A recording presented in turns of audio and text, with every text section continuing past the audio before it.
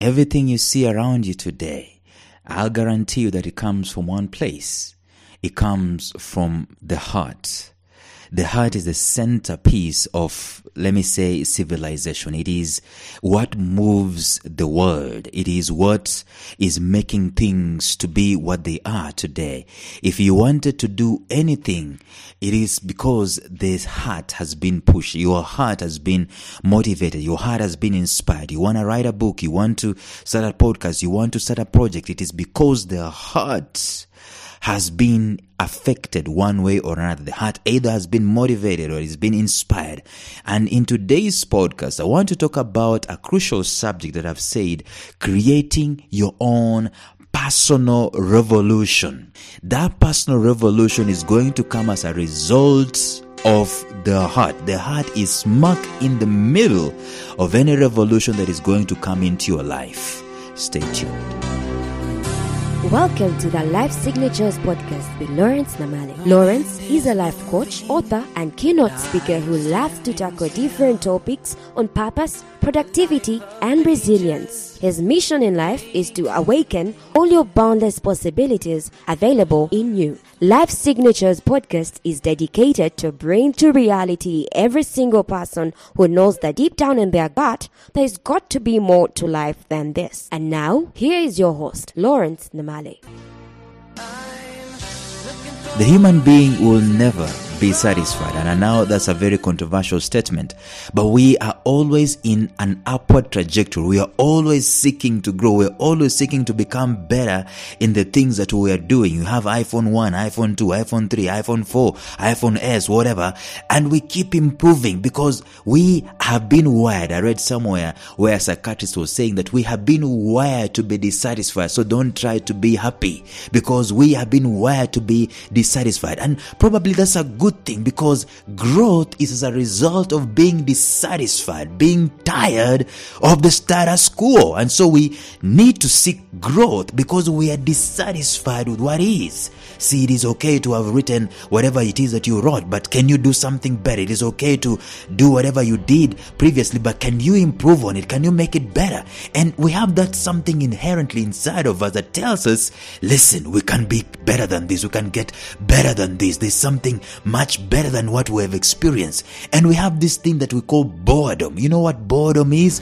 Boredom is being content with the status quo long enough, and you know that there's something that is dissatisfying, something that can be better, that can be done about it. And so the human being has our hearts wired in such a way that we are seeking to be better. We are seeking more. We are seeking to be growing. We are seeking to be greater. We are seeking to be bigger. We are seeking to be better in very many aspects of our lives. See, we want and so much hungry for something, and then we get it, and then we realize, man, that's not even it, and we are reaching out for something else. Listen, I am talking about this thin line between happiness and contentment. See, contentment is us maturing enough and saying, listen, whether it comes or it doesn't come, I'm okay with what I have at the moment. And yet, we also know that we cannot be content with the status quo if we know that we can do something better than what it's there at the moment. And let me tell you, the heart, it is at the engine of all these things. The heart has an aspect of us, that an aspect of life that maybe causes some dissatisfaction.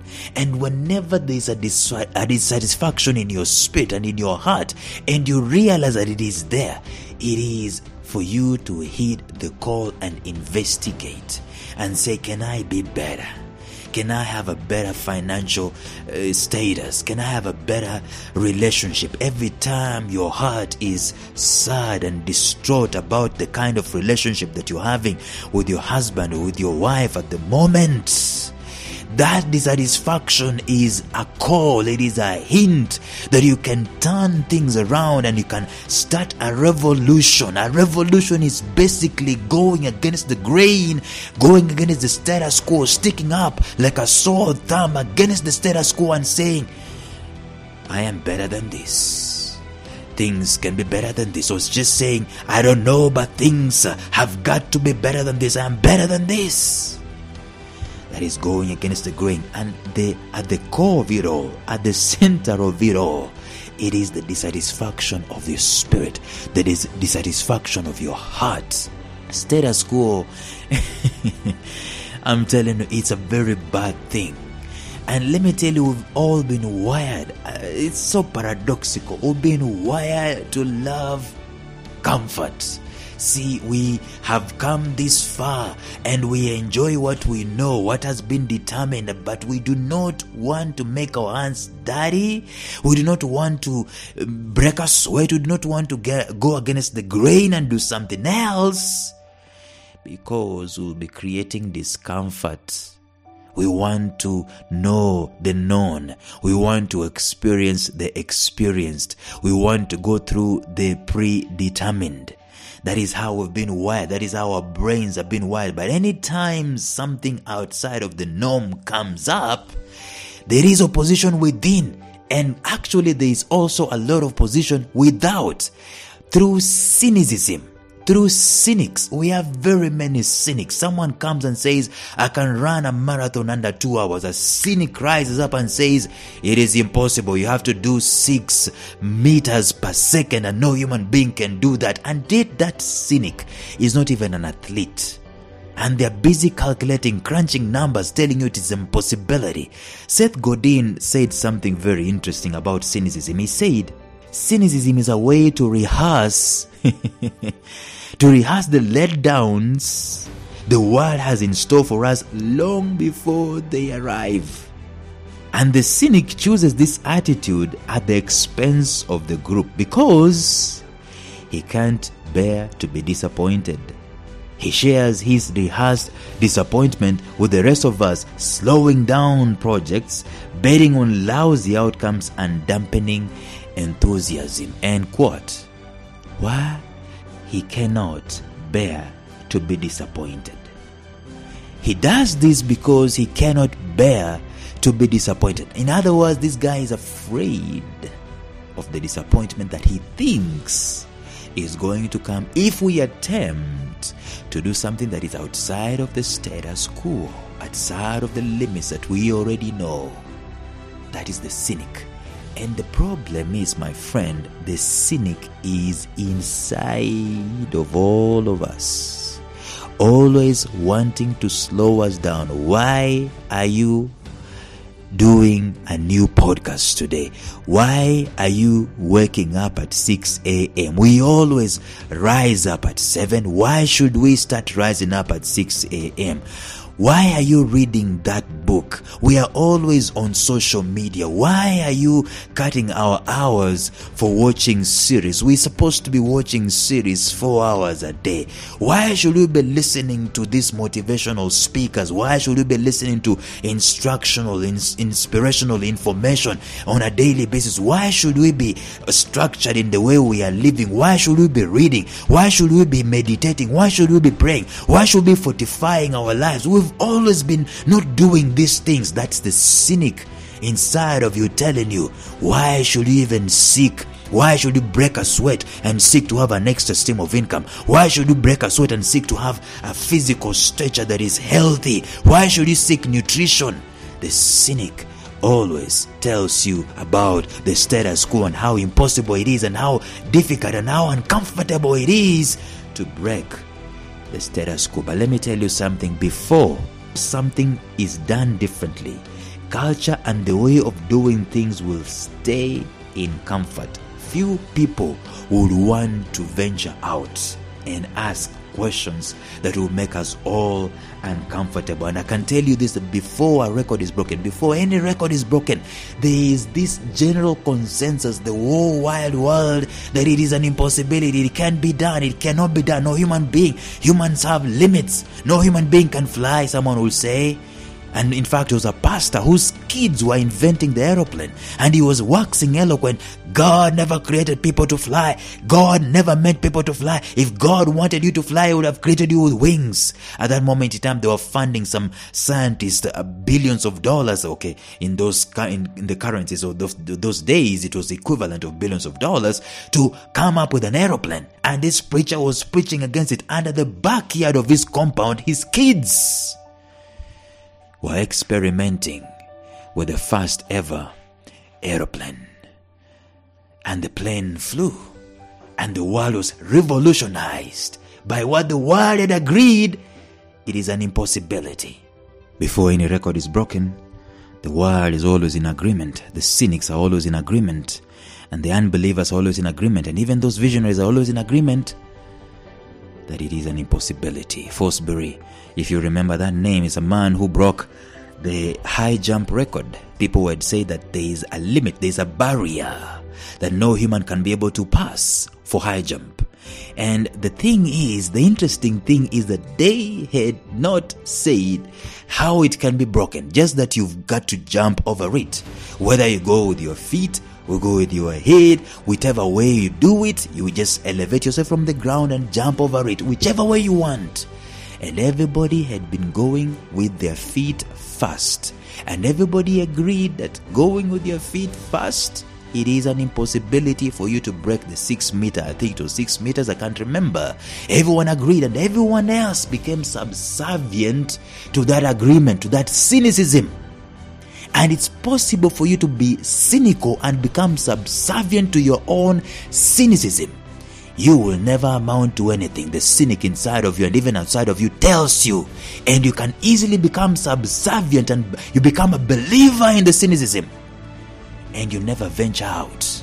You can never have an extra stream of income. You can never start your own company. You can never get married. You can never have a sizzling, loving, fun-filled marriage. The cynics will tell you inside and outside, and you can easily worship and bow down at the lordship of their feet, and it becomes a self-fulfilling prophecy. But let me tell you, a revolution can be caused when you stand up, as long as your heart is telling you this is a possibility. It is a possibility for me to have a sizzling, fun-loving marriage. It is a possibility for me to have an extra stream of income. It is a possibility for me to have another company. It is a possibility for me to make X amount of money. It is a possibility for me to become a public speaker of renown. It is a possibility for me to fly in 27 countries in 1 year. It is a possibility for me to do this and to do that.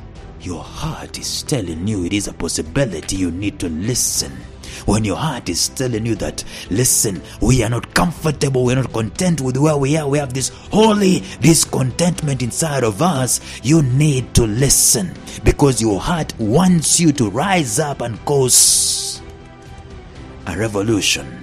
A revolution within your family, a revolution within yourself. Let's just start with yourself. Let's not even go to your family. Within yourself, there are very many revolutions that you can be able to make in your mental health. Revolutions in your mind, revolutions in your body, revolutions in your business, revolutions in your spirit. It is a possibility for it to come. But before it comes, there's a general consensus that it is an impossibility. What we need to do is to stick up like a sore thumb against the cynicism that we see. I love what Mark Cuban said. One day he said that whenever I see people doing something the way it has always been done, the way it's supposed to be done, following the same old trends, well, that's just a big red flag for me to look somewhere else. And so we need to come to that level where we need to choose. Are we going to be adamant to create a revolution, or are we going to stoop low and become subservient to status quo and maintain the way things are, not breaking a sweat, not wanting to become uncomfortable, not wanting to venture out, just wanting to experience the known and the experience and the determined? We need to make that choice. The founder of Facebook, Mark Zuckerberg, said the biggest risk is not taking a risk. He says, in a world that is changing really quickly, the only strategy that is guaranteed to fail is not taking a risk. You know, a revolution has never been without controversy for sure. It's never been without eyebrows being raised, even within yourself. You want to start waking up at 4 a.m.? Man, that's a revolution, and the cynic inside of you will look at that as a controversy. See, if it is widely accepted today, it does not mean that it was that way all along since time immemorial. Sometimes someone somewhere went against the grain and paid the price for bringing the revolution. That's why we are enjoying it in a laissez-faire atmosphere today. We are enjoying mobile phones because there was a revolution. We're enjoying laptops because there was a revolution. We're enjoying this and that because there was a revolution. Someone somewhere answered the call inside of their heart and went against the grain. And I can tell you that call, that's what I'm saying we need to choose. It is in your spirit, it is in your heart. I believe that there's something pumping, something hitting at the doors of your soul today. Something greater than the status quo, something greater than putting food on the table and paying bills and expiring at the end of your life. There's something beating, something of meaning, something of purpose, something that is going to cause a revolution in your life, in your family, in your community, in your nation. It is beating. Right now, it is so benign. Right now, it is in your heart. You don't see it, but you feel it. Maybe it's about men. Can we bring this host? Can we bring this 5,000 men in an auditorium and just make a revolution with men about their masculinity? Is that what is beating inside of your spirit? It is a revolution that can be created. Answer the call. It is about the girl child. Answer the call. It is about religion. Answer that call. Is it about governance? Answer the call. The revolution, it is ticking. It starts from your spirit. It starts from your heart. And I honestly think, ladies and gentlemen, that the word never should be reserved for God alone, because Him alone knows the end from the beginning and everything in between. He knows He can see things in 360 degrees and even much more degrees than we can even know. He alone can be able to say never. And by the way, if you look at the way God operates, He partners with someone who wants to cause a revolution. He partners with someone who wants to stick up like a sore thumb and say, I want to do this. It's an impossibility, but I want to stick my head on it and I want to do it. He says, I found someone that I can partner with. I found someone who is daring the impossible, who is daring the mighty. I want to know if I can partner with such like people. When someone tells you never, we need to look at it from different angles. Probably they might be culturally comfortable and they do not want to change the status quo. They don't want things to change.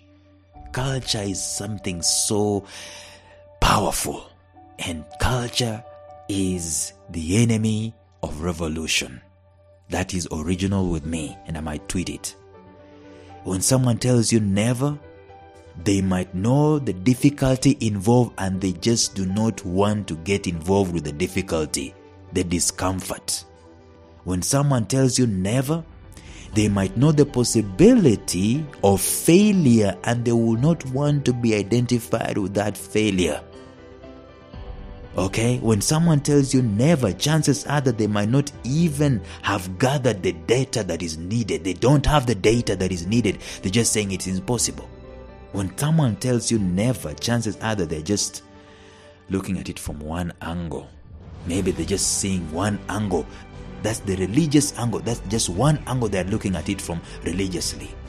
And they're telling you never. When someone tells you never, chances are that they have not factored in other input from other resources, from other angles. And their prediction can easily become a self-fulfilling prophecy unless someone goes against the grain and causes a revolution. Someone say that the tragedy of life is not death, but that which dies inside of us while we are still alive. In our personal lives, there comes a time on several occasions that we have to go against the grain. We've got to be adamant and pursue that which resonates within our spirits, within our hearts, like I shared with you earlier. The idea at hand, the idea in your heart, the idea in your spirit, the idea in your mind is not there but a fluke. It is not an accident. I think the battle that we need to fight on a daily basis is the battle against the status quo, going against the grain to create something new, something greater, something better, something bigger. That is the battle we need to win over every single day. There is a place for status quo, but not every day. We need to be better. We need to keep increasing. If you are warned that taking a particular angle, taking a particular direction will cause you to fail, you need to evaluate that status quo against the following questions, even as I come to a close. Number one, is it a heartfelt vision or desire? Is your heart pumping? Is your heart refusing to let go? Is it still resonating inside of your spirit, inside of your heart? If it is, I dare you.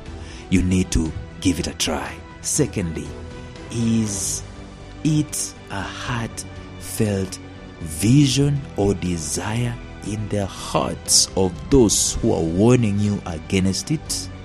See, if they have no heart for it, that's why it's easy for them to say it's an impossibility. And that's why it's easy for them to become cynics and to want to rob you of your revolution. Number three, if you cannot do it alone, is it still doable? Must it be done alone? Now that one opens up this tapestry of life where we depend on one another. There's the interdependence, the codependence on other people doing things and creating the revolutions together. If a revolution cannot be done alone, can it be done in conjunction with other people? Number four, has someone else done it before? And number five, has it worked for them who has done it before? If someone has done it before, obviously you can do it again. And if someone has not done it before, it does not necessarily mean that it cannot be done. Number six, if someone failed with it before and they attempted and they failed with it before, the reasons for their failure, are those reasons the main reasons for you shrinking from attempting? Or is there a better way of doing it? You might be stuck with someone else's reasons for failure, like those guys who are doing the high jump. And yet there's another way for doing it. And number seven, what exactly caused that thing to fail in the first time? Can you go around it? Can you find a better way of doing it? And finally, number eight, if you pull it off, can it cause a revolution? If someone is able to send mobile money on the phone for the first time, is that a revolution? If it is a revolution, I dare you, it is something worth trying to do. So I want you to look at your life right now and ask yourself, where is the status quo? Where are your limits? And look at your heart and ask yourself, what has been trying to germinate in my heart and in my spirit? What has been trying to tell me that I can do this? What is that concept? What is that idea? What is that dream? What is that desire that is inside of my heart that I can do? And it looks weird and it looks like it's against the grain. Give it a try. You have no clue what is going to come out of it. A personal revolution is in the offing. And I dare you, go against the grain and become wholly discontent with the status quo. Shoot the cynic inside. Shoot the cynic outside. Go for it. We have no clue what is going to result out of it. Thank you for listening and bye-bye. Thank you for listening to Life Signatures Radio. If you enjoyed today's show, subscribe to Life Signatures Radio on iTunes, Stitcher, or visit our website at lifesignatures.libsyn.com. Life Signatures Radio, fresh, clean, and inspiring.